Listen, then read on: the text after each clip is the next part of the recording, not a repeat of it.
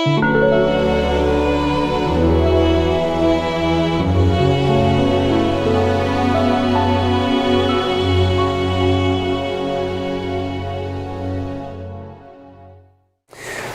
first-time comers, you may not know that the Buddhist teaching,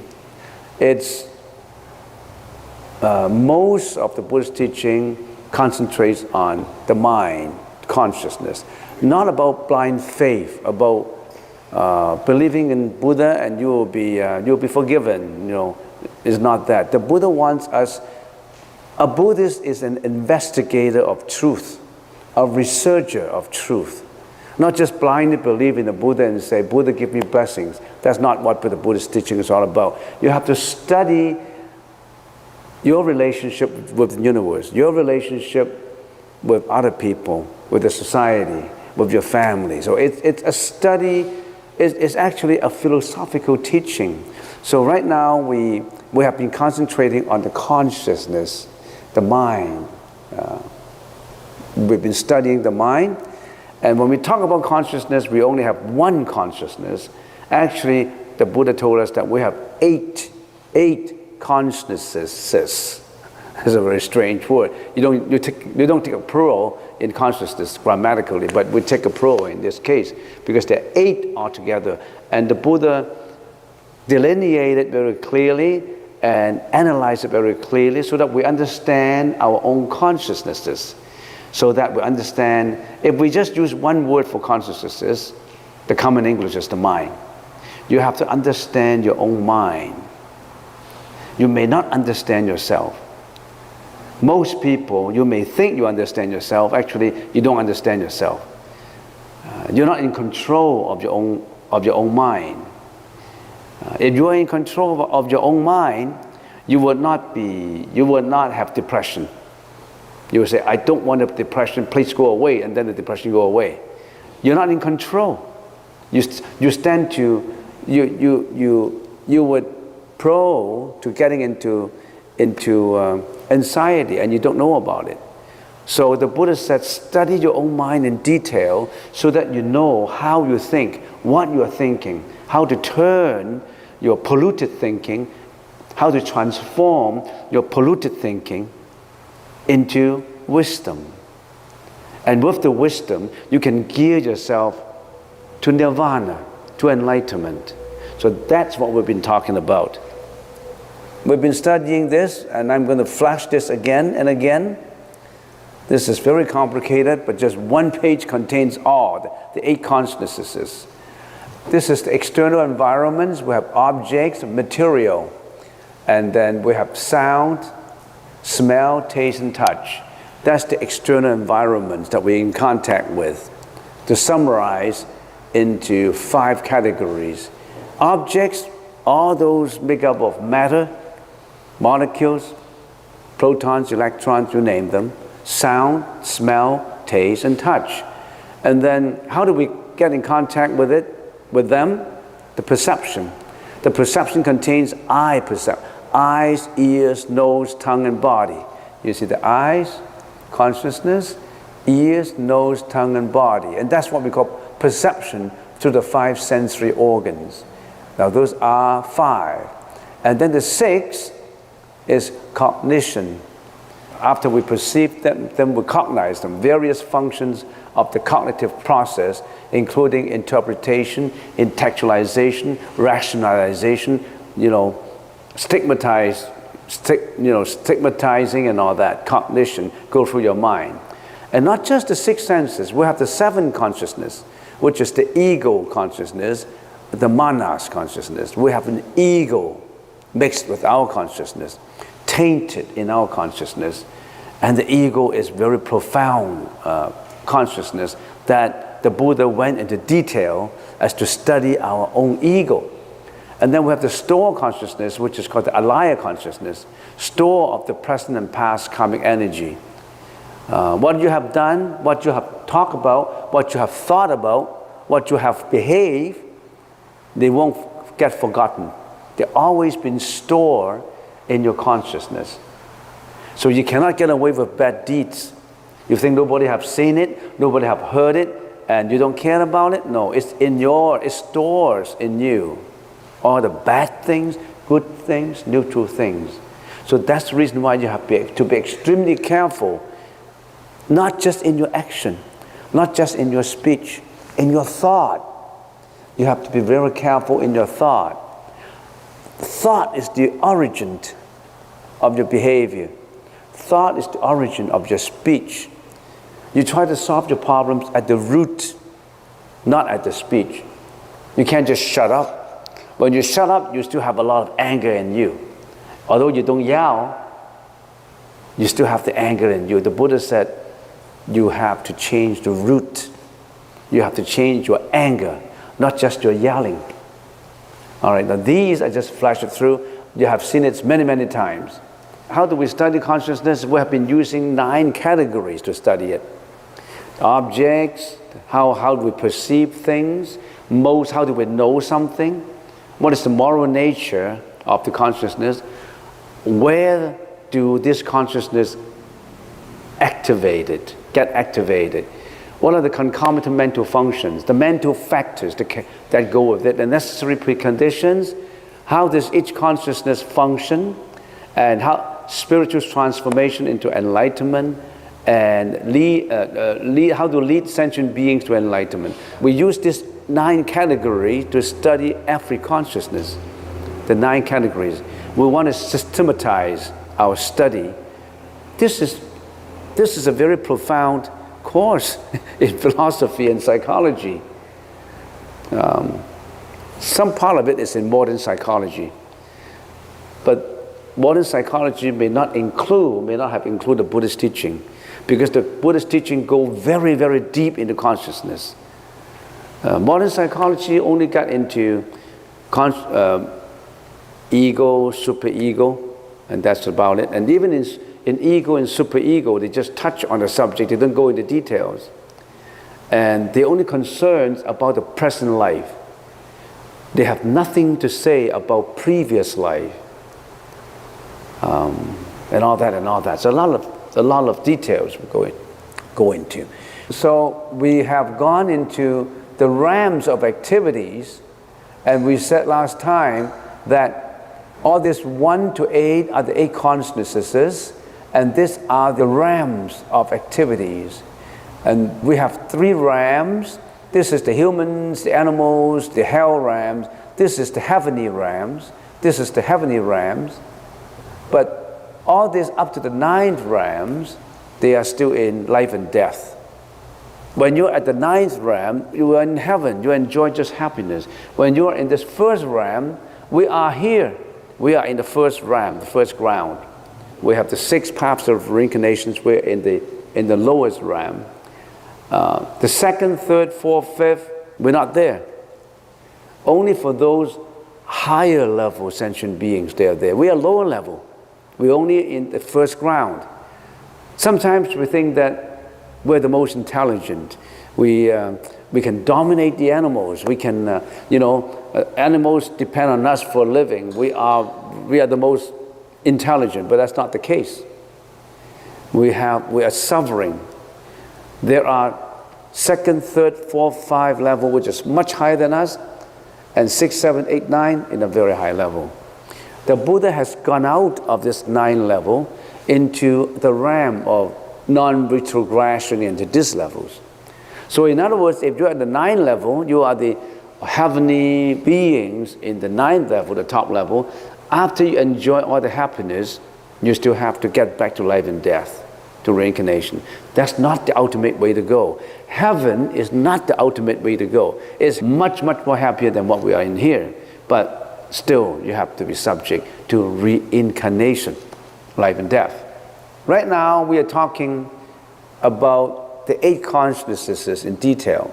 And we are studying the eyes, the nose, the ear, the tongue, and the body only. We haven't got into the 6th consciousness. We haven't got into the 7th. We haven't got into the 8th. We go from 1 to 5.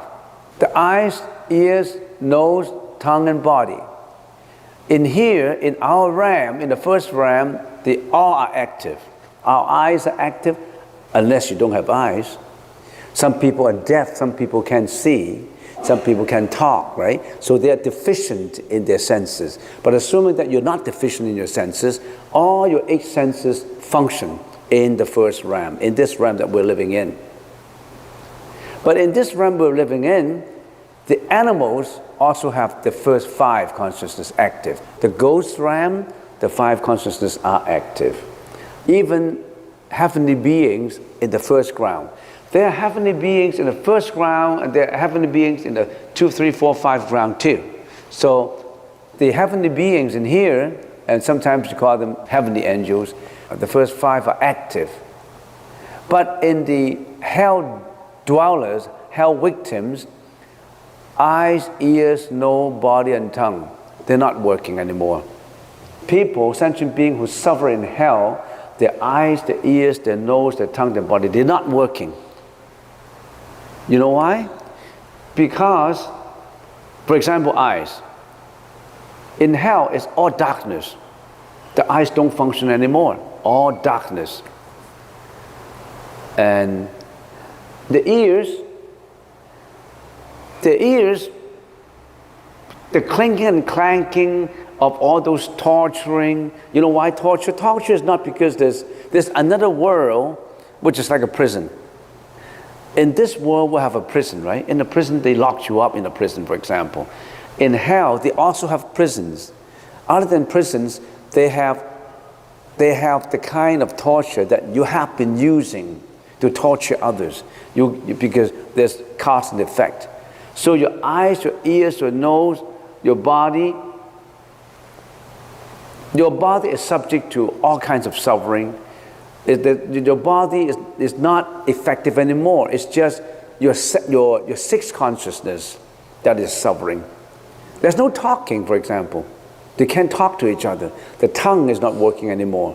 So people in hell really suffer. And when they suffer, it's not just the superficial suffering. It's partially the 6th consciousness. P represents partial, and F represents the whole thing, 100%. Partial is not 100%. So in here, all the 8 senses are working, are active, except for hell victims. But if you go to the 2nd ground, which is a higher level than us, nose and tongue, they don't need to work anymore. Why? In other words, in a higher level than us, they don't need tongue and the nose. Why? Well, let's go. I summarize it for you in here. All first 5 consciousnesses function in the realm of desire. On the 2nd realm, the nose and tongue consciousness do not function. Only the eyes, ears, and body functions on a higher level than us. Why? Because sentient beings there in the higher level than us do not depend on morsel nourishment, which is connected with nose and tongue. In other words, they don't eat bread, rice, noodles, hamburgers, meat. They don't eat that kind of coarse food anymore. They don't need to use their nose to smell. They don't need to use their tongue to taste.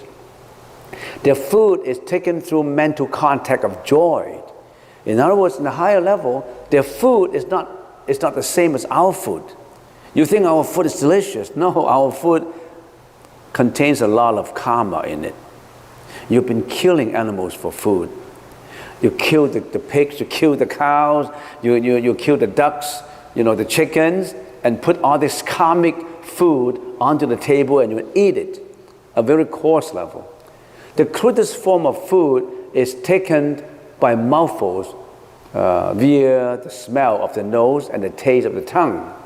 This kind of bodily nutriment is subject to decays and changes and is only seen in the realm of desire. Coarse food is effective nourishment for coarse organism, which we are. But it's of no use for finer organism, for example, in the 2nd ground. They are of the higher level. Higher and higher consciousness level must be fed with finer and finer kinds of nourishment. So to them, their joy is what? Their joy is in tranquility. Tranquility is their joy. But tranquility is what we're looking for when we are very sad, when we're depressed, when we're very angry. We're looking for tranquility, which we cannot. That's the kind of food that the higher organism have, that we've always been looking for, and some people never can enjoy tranquility and peace of mind. Peace of mind is the kind of food that they have. Peace of mind is the kind of food that we're always looking for and we are lacking. Do you know that just for instance, just an example, peace of mind. Do you think we have peace of mind? We don't have peace of mind in here. I remember that reporters have been interviewing tycoons and billionaires, in many, many parts of the world, and sometimes the conclusion is, what is your happiness? Mr. A, you have thousands of billions of dollars. You must be extremely happy. You have all the money. You don't even know how much money you have. Thousands of billions. Are you happy? And what is your definition of happiness? They usually don't say, my happiness is more money. No, they may not say that because they have billions. My happiness is the peace of mind that we have. I want peace of mind. I don't have peace of mind. I have a lot of money. I have a lot of girlfriends. I have a lot of boyfriends. I have a lot of luxury homes. I can't even remember how many units of luxury homes I have. I can't remember all these mansions that I have. I have luxury homes in every part of the country, in every country of the world. But I don't have peace of mind. I still need that peace of mind. Every day I'm involved in meetings. I'm involved with all these people calling me up. They want decisions to be made. I have meetings and interviews. I never get a chance to see my wife, my children, and maybe I have children in every country of the world. Do you know that there are actually people who have 100 sons and daughters? They could have 20 in I don't know, in China, 10 sons and daughters in Hong Kong, in Canada. They can't even remember their sons and daughters. And I have heard a story that when they want to know how many sons and daughters they have, to get into their computer. And tomorrow I'm traveling to Canada. I want to see my offsprings. And they press the button, it comes up, I got 21 in here. All right, so I got, the number 12 is John, number 13 is Jeanette, number 16 is Chris. So who am I going to meet tomorrow? You're not surprised by that? So peace of mind or joy, mental joy, they're always in meditation, the higher level. The kind of food that we take is hamburgers, bread, you name them. That's the kind of food. Those are the coarse kind of food that we're eating. But we seem to be very satisfied with the kind of food we have. We need them for nutriment, for body nutriment. And when we eat that kind of food, when you take that kind of food, coarse food in, mouthful by mouthful, it will be excreted out from your body in dirt. So you take it in, it's like a test tube. It's like a test tube. You put something in the test tube and it comes out from the other end of the test tube. That's what we're doing in here. We keep our lives active. All right, so now we have studied now the first category. How do our five senses perceive the world? We perceive the world as actual reality. I've explained that in detail. I don't want to explain it again now because people will be bored, who listen to it again and again. And then the modes of knowledge. How do the first five senses get to know? There are, of course, four kinds of modes of knowledge. By direct veridical perception, by inference, it turns out to be a fallacy. Knowledge from saints and trustworthy sources. And then the moral nature of the first five senses we've been talking about. And then the realm of activities. All these five senses are active in the first ground. We're now in first ground. And in the second ground, the The tongue and the nose, they don't need it anymore because their food is different from ours. Their food is the meditative food, the kind of joy that we don't have, but they have. And then in the third ground, they don't need the five senses anymore. They don't need eyes, ears, nose, body, and tongue. We need them because we're coarse. We're not the final level of living existence. You have to understand that. All right, now the next category that we want to study our first five senses is our eyes, ears, nose, body, and tongue. When they're active, how did they work? How do our five senses work with the mental factors inside of us? Our eyes work with some mental factors inside of our mind to carry our actions. The mind itself is just a consciousness, but concomitantly working with the consciousness are many, many mental factors. We call them mental functions that help the eyes to judge, help the eyes to differentiate. There are mental functions that help the ear consciousness to function. There are mental functions to help the taste consciousness to function. Now we are analyzing into something more detailed. The concomitant mental factors of each consciousness. So far you know what I'm talking about? You're already bored because how does it affect your daily life? It affects you a lot. When you know all these, then you know actually who you are. Why do you behave in a certain way? That is detailed psychology about yourself. How do you understand yourself? Why are you in suffering? Why am I in depression? Why am I have fear? Why am I have anxiety? Why do I have this phobia that I don't understand why I have this? I started this phobia or depression when I was 12, and I don't know why I have this. You have to understand it in detail. Then you can solve the problems. You just don't depend on a psychiatrist giving you medication. You understand it bit by bit. Then you can resolve it. Well, let's get into another category of study, the fifth one, which is concomitant mental functions. Let us get into it. Concomitant mental functions that goes with the eyes, ears, nose, body, and tongue. First one, generally interactive functions. Particular functions, unwholesome functions, wholesome functions, four indeterminate functions. So altogether, in our consciousnesses, we have 51 mental functions altogether. In other words, if we're talking about the 8th consciousness, the eyes, ears, nose, body, and tongue, and the 6th consciousness, which is the mano, the 7th consciousness, which is the manas, and the 8th, which is the alaya, there are 51 mental functions helping these 8 consciousnesses simultaneously to work. There are 51 altogether. But not every consciousness have this 51. Some consciousness we have 34, some we have 22, some we have 30. The 6th consciousness, the mano consciousness that we have all the 51 functions helping to perform.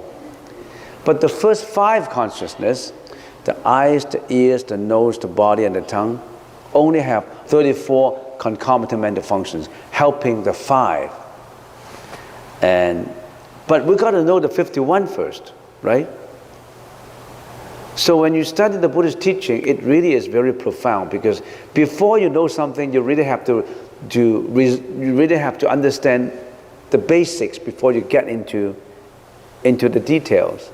So then you have to understand, how do our mind works? How does our mind work? When I see something, how come I'm attracted by it? When I see something I dislike, how come I hate it? When there is an anxiety in me, how come it comes up? How does the depression actually originate from me? How does it work? The depression is not you. The depression is a conglomeration of all these causes that you have been accumulating. If you understand it, you can let go of them. They don't affect you. Because you have been identified, you identify yourself with the depression. You identify yourself with the phobia. You identify yourself with the anxiety, with the sadness. Because you think that's who you are. You are that person. But you are not. You've just been bound by it. You don't understand it. You don't know about it. You get mixed up with it.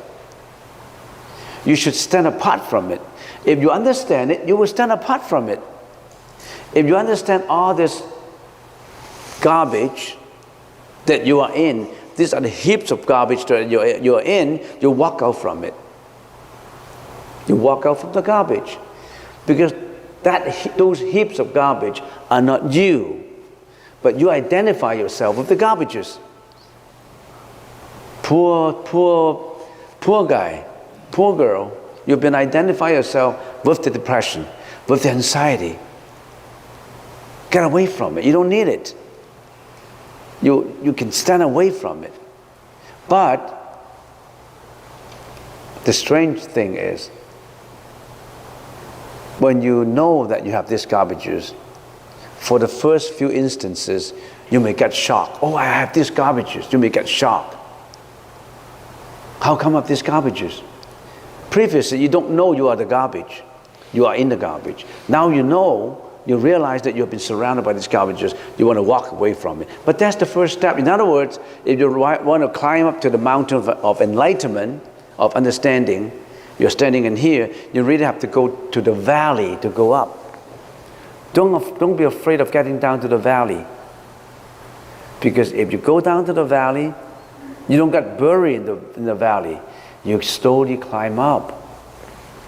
Sure, you go down to the valley in order to climb up, but when don't be afraid of it. There could be creeks in the valley, streams, thorns, all kinds of things in the valley. Have you heard that song? Cross every mountain, cross every stream in Sound of Music. That's really a good song. That nun has been singing about how you cross every mountain, cross every stream. Yeah, you have to cross it. Don't be afraid of it. Then you'll be on your way to enlightenment. So, we want to study how these mental factors have been affecting you, have been affecting us. Generally, interactive functions. Now, you always have to remember, I'm not talking about the sixth consciousness yet. I'm talking about the first five, the most simple ones, the simple consciousnesses, not the sixth. The sixth is extremely complicated. The sixth consciousness is very complicated. If you can transform the six consciousnesses, then you can transform the first five. But you have to understand the first five. So in other words, the first five consciousnesses are your salesman and your sales lady. The sixth is the manager. You want to change the company, you can't just change the salesman and the sales lady. You have to change the person, the manager, who have been managing those salesmen and sales lady. You change the manager. You can't just change the front end, you change the manager. But let's get to the front end first. If you don't even understand the salesman and the sales lady inside of you, how can you understand the manager? The salesman, sales lady, manager is all you. But that is the polluted you, the illusory you, not the real you. Not the real you. You have been identifying that as you, as I, but that's not your real I. That is a polluted, tainted, illusory, imaginative I. That's why the Buddha pointed out to us. You have been living with that illusory, imaginative I, and you have been suffering. We've been suffering. You have to get out from it. Very scientific. Nothing about Buddha, give me the blessings, and if you give me the blessings, I'll be on top of everything. You have to work it out yourself. Walk your path. Take the road that you have to walk. You can do it. The Buddha said you can do it. The Buddha have been doing that. The Buddha has already finished doing that. He walked out from the forest and he wanted to give you a map to walk out. This is our map to walk out from the forest of confusion, the forest of suffering, the forest of life and death. We are in the forest. Are you interested in walking out? Some people may not even know that they have to walk out from it. They're still involved with what? Money, fame, reputations, killing, sexual misconduct, lying, all kinds of things. We are in the forest. It's a pity. We want to walk out. The Buddha showed us the map. A lot of people have already walked out from it. We haven't. We are in it. But we have that map. Well, strangely speaking, some people may be given that map. When they look at it, they don't want to look at it. I'm confused. I don't know how to look at this map. They just put it down and keep on driving. And they get into the wrong road, they never get into the destination. Some people don't like to look at map. They don't have a map. They don't want the map. But we do. We want it. All right. The first 5 generally interactive functions. Attention. What is attention? When you see something, do you need to pay attention to it? Sure you do. When your eyes see something,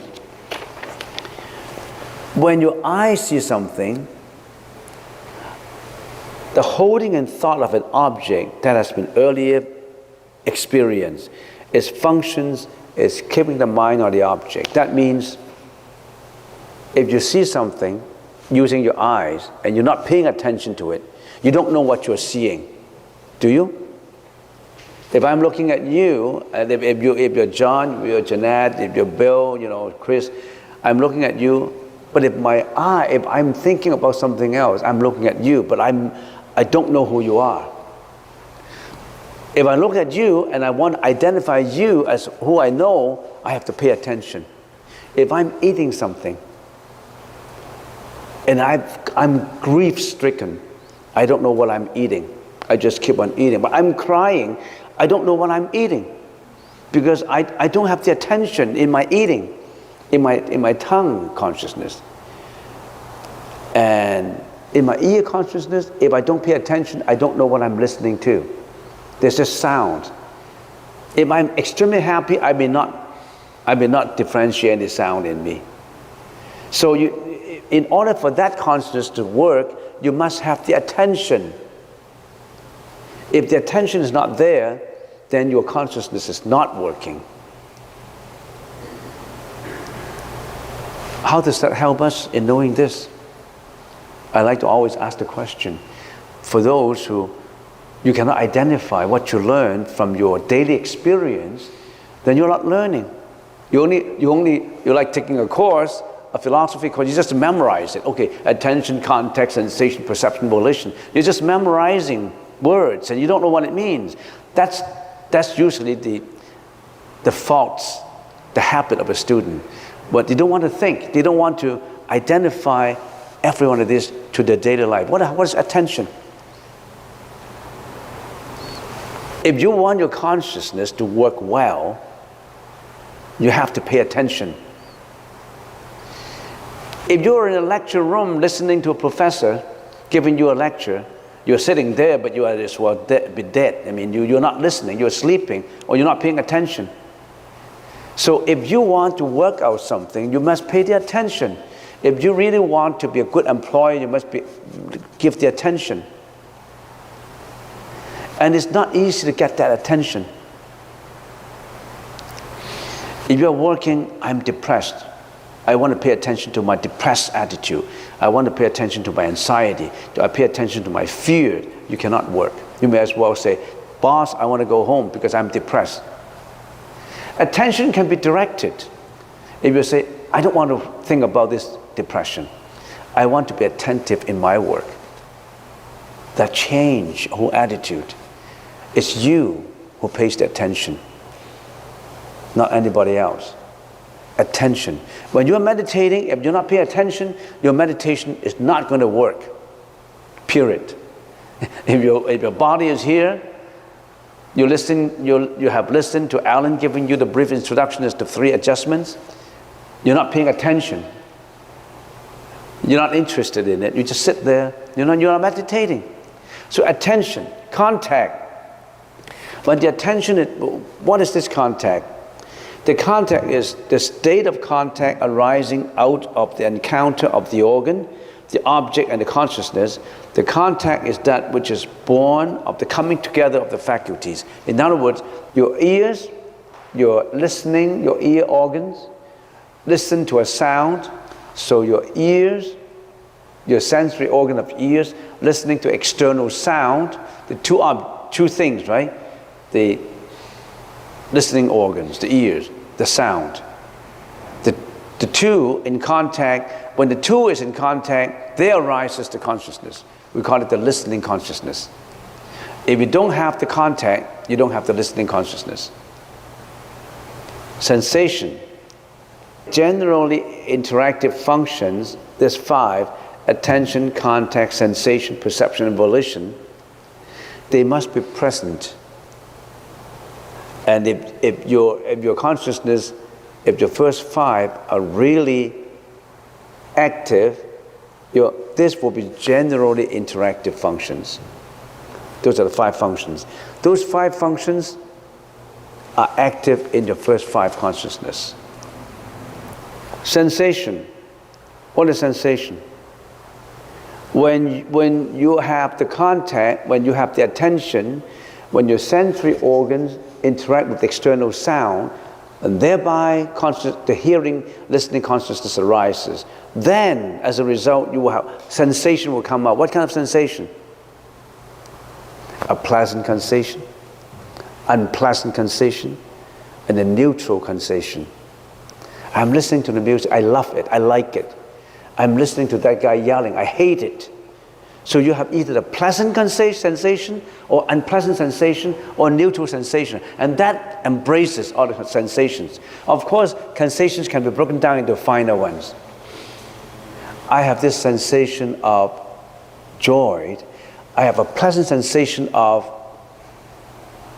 sometimes you may have a sensuous sensation.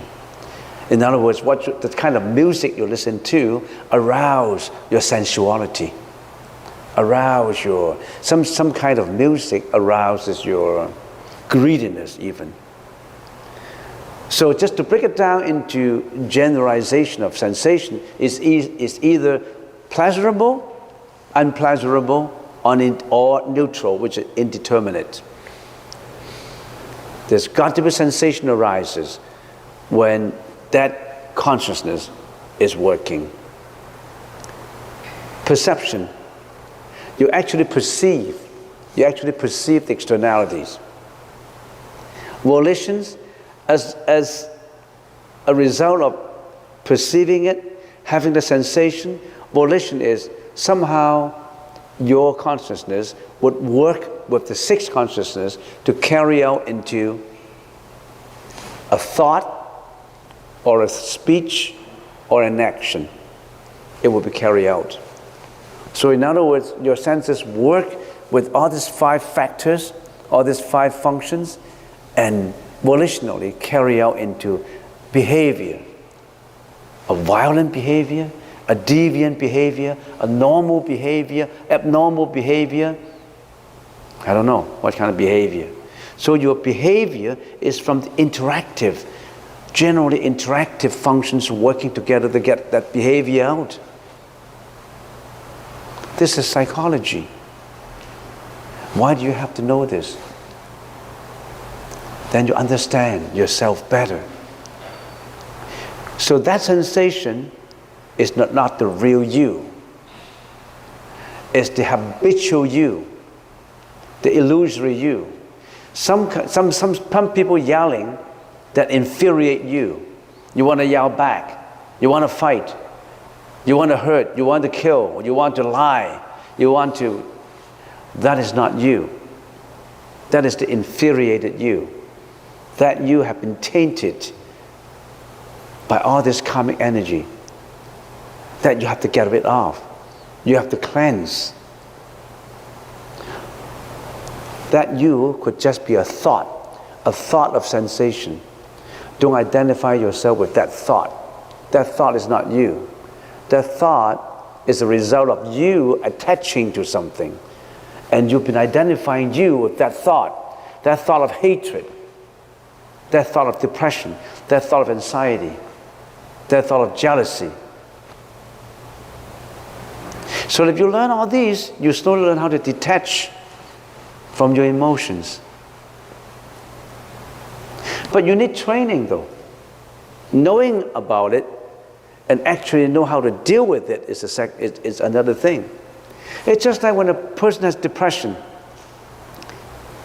and you are, maybe your family members, been taught, oh, I have depression. And maybe you think that, oh, my sister or my brother has depression, then I want to get into Google to get all the information and tell him the theory of, the philosophy, the theory of depression. You don't need to, because he knows about it already. He does not need the theory because he knows about it. He may just need someone to talk to be together with. So you don't say, okay, this is why, this is the reason why. You have to slowly in other words, you have to spend your time with him, get through it with him in order to resolve it. He needs the time to cleanse it, not medication. Medication can only suppress it. It will come out again. Suppressed it, comes out again. All right, particular functions. When we're talking about particular functions, not every consciousness has it. And desire, this is the liking for an undertaking.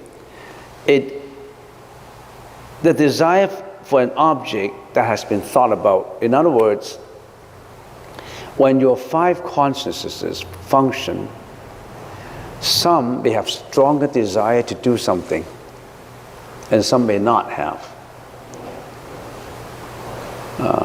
May not have that desire. So the desire in every consciousness is not the same. So what's the desire in the eyes, the ears, the nose, the tongue, the body? What is the desire in the tongue? The desire in the tongue is to taste something delicious. When that desire is strong, you will habitually stick to that desire. You want that taste of coffee. You want that taste of hamburger. You want the taste of meat. You want that you want that desire. And resolve is something like you want to be persistent in doing it. You want to have the resolve that you want to be persistently having. You want me to be a vegetarian? I cannot. I'm a meat eater. I'm not used to vegetarian. Killing animals? No, I didn't kill. I just bought it from the supermarket. But you don't know that you're indirectly supporting the killing of animals for food. They slaughter animals for you because you want to eat animal meat, so they slaughter for you. There's karmic energy in slaughtering animals, and you bear that energy partially because you're involved with killing. You may not like people killing seals, but you like to wear the fur coat, the mink. They smoke 200-300 of minks to get a mink coat, but you don't know about it, you just wear it because you have the resolve and the desire to have that. And you don't know how wrongful it is. You don't know how it is involved with killing because you didn't analyze it in the detail.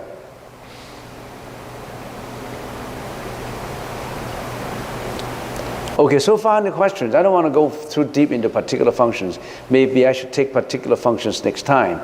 Now, in the first five, the first five consciousnesses would be active if you have attention, contact, sensation, perception, and volition. Will be all active in there. Some of this may not be active, but if the first five consciousnesses work, it has to be generally interactive, in order that the action is carried out, the thought is carried out, the speech is carried out. Maybe I should stop at this point. Any questions? Any discussions? No feedback? Are you bored by it? Is it interesting or not interesting? It's interesting. So the reason why we are studying consciousness is then we know every thought arises in us. We know what kind of thought. When you're meditating, when you all of a sudden have a thought arises in you, you will analyze, where does this thought comes from? And how it arises. This thought is not me, it's just a thought. This thought of jealousy, this thought of rage in me, I hate it. But that's just a thought, that's not you. It's just a thought that comes up because of many of these conditions put together, it comes up. But don't identify that thought, that hatred, that's you, that's not you. But when you don't know about yourself, when you don't have the wisdom, you identify that thought with you. You cannot get rid of it, because you thought that thought is you. That's a thought that comes in your mind, which you have to refine, you have to let go. If you can be in control of your thought, if you are in control of your own thought, if you realize every thought that comes up and the nature of that thought, if you know that you should or should not have that thought, you're already on your path of enlightenment. So if a wholesome thought, if a moral thought comes up, if a thought of compassion comes out, I have a thought of compassion. This is the right thought. I want to carry out my compassion into doing something nice for my family, doing something nice for myself, do something nice for the society. You want to sustain that thought, and when the thought comes out as a thought of rage, a thought of anxiety, a thought of killing, a thought of lying, then you know this thought, and I should not have this thought. I want to let go of this thought. Then at least you're on the right path. But most people, they don't know about that thought.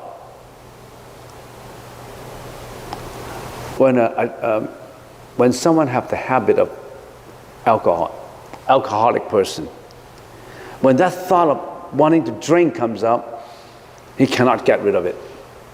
He has to have it. Plus the physiological changes that has inside of him. He need the alcohol physiologically. He need that alcohol psychologically. Both what drives him to do what he has to do to get that alcohol. He can't get rid of it, because he has identified himself with that thought of wanting to drink.